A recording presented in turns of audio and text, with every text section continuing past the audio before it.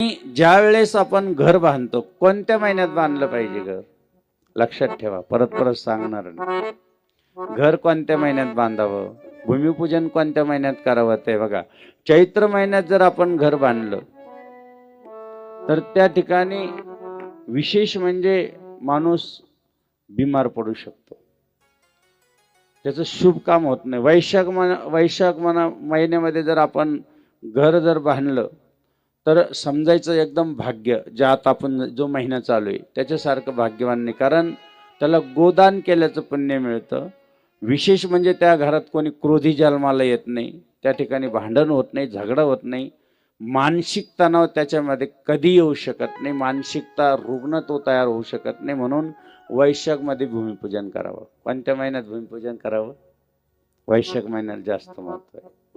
त्यानंतर हे बघा, ज्येष्ठ महिना आहे.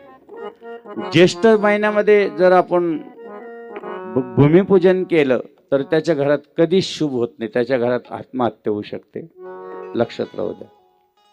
म्हणून ज्येष्ठ महिन्यात नाही, त्याच्या घरामध्ये कायम कोर्ट कचेरी मुकंद चालू शकतो, त्याला कधी कधी आपल्या घरातले लोक घर सोडूनही निघून जातात. म्हणून ज्येष्ठ महिन्यात घर कधीही भूमिपूजन करायचं नाही.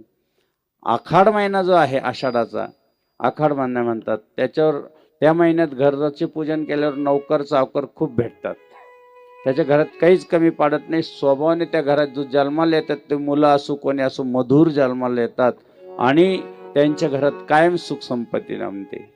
विशेष म्हणजे गोशाळा पशुवृद्धी हे चांगलं होतं त्यांच्या घरात, संयोग पावतात त्यांना.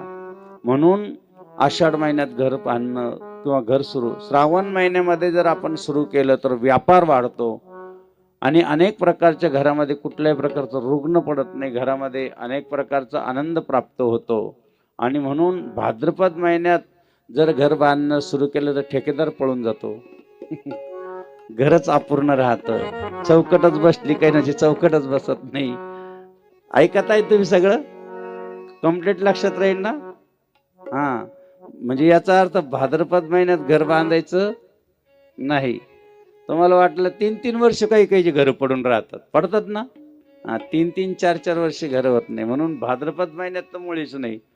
म्हणून एक लक्षात राहू द्या, त्यानंतर सांगितलेल्या अश्विन महिन्यामध्ये जर आपण घर बांधलं तर त्या ठिकाणी जर अश्विन महिन्यात जर घर बांधलं तर त्या ठिकाणी स्त्रिया कायम झगडा करतात, त्यांना राग येतो, म्हणजे ते काही पतीशी बरोबर वागत.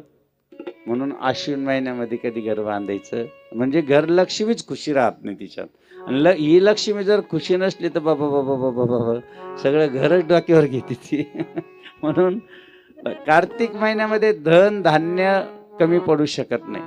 कार्तिक महिना सगळं चांगलं बरं का, धन धान्य कमी पडत नाही. आणि मार्गशीर्ष महिन्यामध्ये जर केलं तर मकान, त्या ठिकाणी कमी मकानामध्ये दाल रोटी अन्नपूर्णा माता कायम राहते आणि कधीच धन संपदा कमी. मार्गशीर्षही चांगला आहे. पौष महिन्यामध्ये घर जर सुरू केलं तर त्याच्या घरात आग्नी लागतो, गॅस फुटून जातो. कोणत्या महिन्यामध्ये? पौष महिन्यामध्ये. आणि अचानक घरात चोरी होते. कोणत्या महिन्यात? पौष महिन्यामध्ये.